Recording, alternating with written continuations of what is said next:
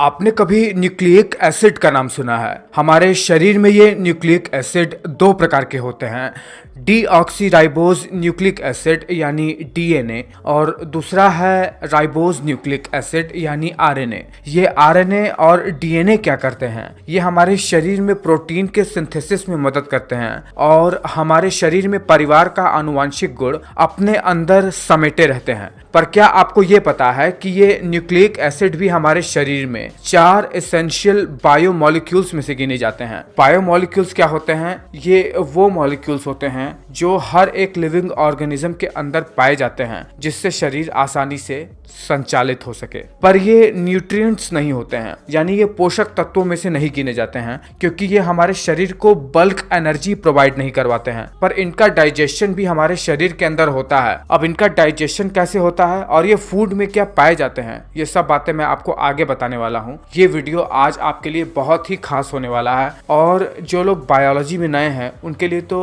बहुत ही नया टॉपिक है ये। तो चलिए जानते हैं। देखिए, हर एक लिविंग ऑर्गेनिज्म, चाहे वो कोई एनिमल हो चाहे वो कोई प्लांट हो, सबके अंदर ये न्यूक्लिक एसिड यानी डीएनए होता ही है। जो फूड हम खाते हैं उसमें भी, अगर आप नॉनवेज हो, मांस वगैरह खाते हो, तो उसमें भी ये डीएनए होता है और प्लांट्स में भी ये न्यूक्लिक एसिड पाए जाते हैं। इसीलिए जब भी कोई फूड हम खाते हैं उसमें न्यूक्लिक एसिड होता ही है और जब आप इन्हें खाते हो तो जाहिर सी बात है इस न्यूक्लिक एसिड, इस डीएनए का पाचन होना भी जरूरी है। इसके लिए भी प्रकृति ने हमारे शरीर में व्यवस्था किया है। चलिए जानते हैं कि आखिर इस न्यूक्लिक एसिड का पाचन शरीर में होता कैसे है। देखिए, न्यूक्लिक एसिड का पाचन हमारे मुंह यानी बकल कैविटी और स्टमक में नहीं होता है क्योंकि हमारे स्टमक और बकल कैविटी में ऐसा कोई भी एंजाइम होता ही नहीं है जो न्यूक्लिक एसिड का डाइजेशन कर सके। जब हमारा फूड जिसमें न्यूक्लिक एसिड भी होता है हमारे स्मॉल इंटेस्टाइन के डुओडेनम में आता है, तब वहां से न्यूक्लिक एसिड का पाचन शुरू होता है। सबसे पहले जब ये न्यूक्लिक एसिड वाला भोजन जैसे ही हमारे छोटी आंत में आता है तो हमारे पैनक्रियास से, पैनक्रियाटिक जूस से 2 एंजाइम राइबोन्यूक्लियेज और डीऑक्सीराइबोन्यूक्लियेज, ये जो न्यूक्लिक एसिड होते हैं,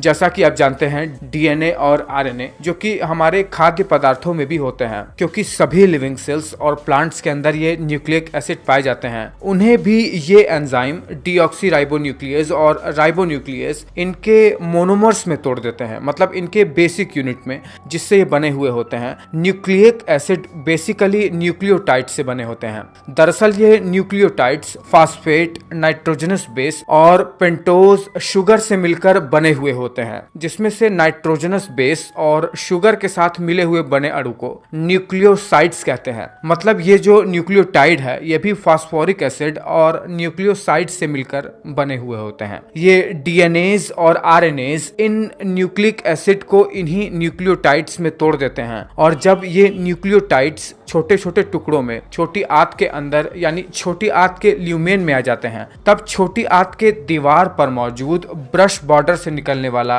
न्यूक्लियोटाइडेज एंजाइम न्यूक्लियोटाइड्स को न्यूक्लियोसाइड्स और फास्फेट में तोड़ देता है। फिर उसके बाद इसी ब्रश बॉर्डर से न्यूक्लियोसाइडेज नाम का एंजाइम फर्दर इन न्यूक्लियोसाइड्स को भी नाइट्रोजनस बेस और पेंटोज शुगर में तोड़ देता है। इस तरीके से ये जो न्यूक्लिक एसिड है, ये डीएनए और आरएनए जो हम खाए रहते हैं, वो नाइट्रोजनस बेस, फास्फेट और पेंटोज शुगर में टूट जाता है। उसके बाद ये सीधे हमारे ब्लड में अब्सॉर्ब हो जाते हैं और अब्सॉर्ब होने के बाद ये न्यूक्लिक एसिड हमारे शरीर में यूटिलाइज नहीं होते हैं, बल्कि ये कैटाबोलाइज्ड होकर हमारे शरीर से एक्सक्रीट हो जाते हैं। इसमें प्रोटीन का भी रोल है। जब ये प्रोटीन के साथ बाइंड होकर न्यूक्लियो प्रोटीन बना लेते हैं, पर ये हम आगे जानेंगे किसी दूसरे वीडियो में। और आपको बता दें कि हमारे शरीर में जो यूरिक एसिड बनता है जिसके वजह से घुटने में दर्द होता है, उसके कारण भी यही नाइट्रोजनस बेस ही होता है जो कि इसी न्यूक्लिक एसिड में पाया जाता है। हम जानेंगे आगे इन सब चीजों के बारे में। पर ये वीडियो आपको कैसा लगा है मुझे नीचे कमेंट करके